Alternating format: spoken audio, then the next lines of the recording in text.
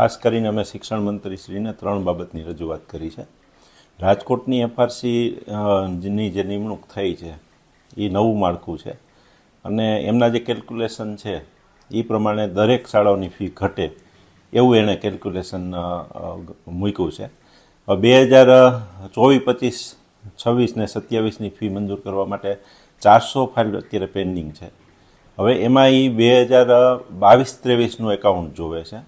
હવે એ એકાઉન્ટ જોવે એટલે નેચરલ છે કે ફી ઘટવાની જ છે. એટલે આમ જોઈને તો એમનો જે માપદંડ છે એ પ્રોપર નથી. અમે એ જાણવા પણ પ્રયત્ન કર્યો કે તમારું જે કંઈ માળખું છે એ અમને જણાવો, પણ હજી સુધી અમને કોઈ એનો પ્રત્યુત્તર આપ્યો નથી. અમારી રજૂઆત એ છે કે નિયમન કરો, નિયંત્રિત ના કરો. કારણ કે 70થી 80 જે એમને ઓર્ડર કર્યા છે એમાંથી મોસ્ટ ઓફ 20-25ની ફરિયાદ છે કે અમારી ફી ઘટી છે. એટલે આગળના જે ઓર્ડર છે એ ખરેખર જોયું તો ઇલીગલ ગણાય, બરાબર. અને બાકીનાને ફ્રી જ કરી. મોસ્ટ ઓફ ફી છે એ જે 22-23માં હતી એ જ ફી એને કન્ટિન્યુ 24-25 ને 26-27માં આપી. હવે એ શાળાઓ કેવી રીતે ચલાવી શકાય? દર વર્ષે શિક્ષકોનો 10% પગાર વધારો આપીએ છીએ. સરકારની 3 યોજના છે, જ્ઞાન શક્તિ, રક્ષા શક્તિ અને ત્રીજી છે જ્ઞાન સાધના. હવે સરકારે એમાં વગર ઓડિટ જોઈએ 7%નો વધારો આપ્યો છે મોંઘવારીના અનુલક્ષીને. તો રાજકોટની એફઆરસી છે એ હવે આ ધ્યાન લેતી નથી અને એકાઉન્ટ હવે કઈ રીતે જોવે છે એ ખબર નથી. તો બધાની ફી ઘટે જ છે. એટલે અમે રજૂઆત કરી ભાઈ તમે નિયંત્રણ ના કરો, ફી નિયમન કરો. બાકીની 3 એફઆરસી ગુજરાતમાં કાર્યરત છે, અમદાવાદ, વડોદરા અને સુરત. હવે 3 એફઆરસીમાં 7થી 15% સુધીનો વધારો આપ્યો છે. એ અમે બધા ડોક્યુમેન્ટ મંગાવ્યા, એની ફાઇલ બનાવી અને શિક્ષણ મંત્રીશ્રીને રજૂઆત કરવાના છે. એટલે આમ જોઈને તો આખા સૌરાષ્ટ્ર ઝોન એટલે રાજકોટ ઝોન એમાં ટોટલ 5200 દરખાસ્ત આવે છે. હવે એમાં 700 ફાઇલ જ એવી છે કે જે ફી વધારો માંગે છે, બરાબર, અને એ વ્યાજબી માંગે છે. 2-4 શાળાઓ એવી હોય કે એમને વધારો જોતો હોય. અને 7થી 10% ફી વધારો શિક્ષકના પગાર માટે અને ખર્ચ માટે અમે માંગતા હોઈએ છીએ. હવે એમાં એ નિયંત્રિત કરે તો હવે આવતા વર્ષથી જો કદાચ શિક્ષકોને પગાર વધારો નહીં મળે તો શિક્ષકો રોડ ઉપર આવી જશે અને શિક્ષણમાં અરાજકતા ફેલાશે. અમે તો વાલીઓનું વિચારીએ છીએ, શિક્ષણનું એની પહેલાં વિચારીએ છીએ કે ભાઈ કોઈ અરાજકતા ન થાય, પ્રોપર રીતે ચાલે.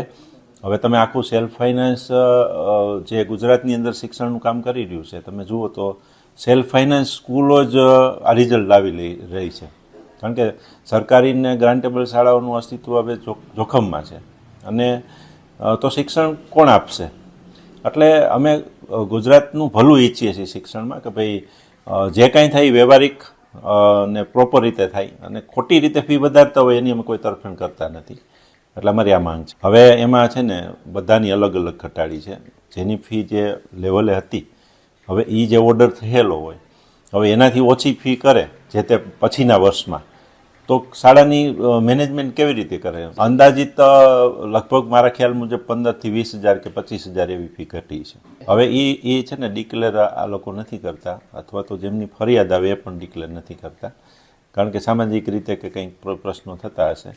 પણ એવી રીતે આ ફરિયાદો મારી પાસે મહામંડળના પ્રમુખ તરીકે આવી ફરિયાદો આવી એટલે મેં આ વાત 2022-23ના ખર્ચા ગણે એટલે 23-24 સ્કીપ થાય.